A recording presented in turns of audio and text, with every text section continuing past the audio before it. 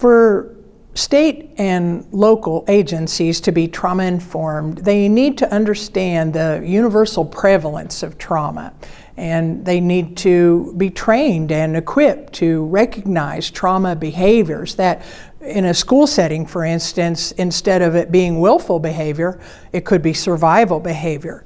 And then we need to rethink business as usual. We need to create implementation teams and review how to put this in place for the long haul. We need to look at policies. We need to look at our job descriptions. We need to look at new hire orientation, where it really becomes the norm, and even such that a lot of our programming demonstrates that we have an understanding of trauma-informed approaches.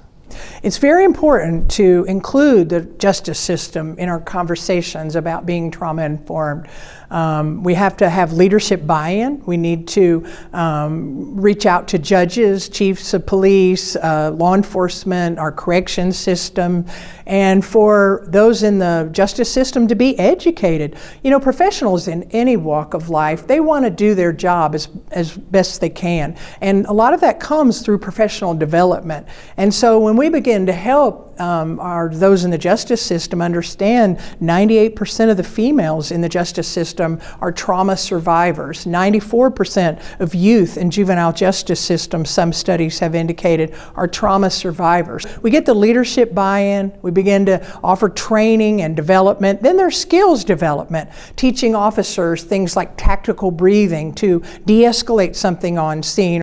It's important for communities and states to come out of silos and work across sectors, because the challenges that families and individuals face, they're multifaceted. If we have one of the organization that's trauma-informed and the other are not, then we're not going to create kind of a choir effect that's going to help bring healing and offer better services to those that we encounter.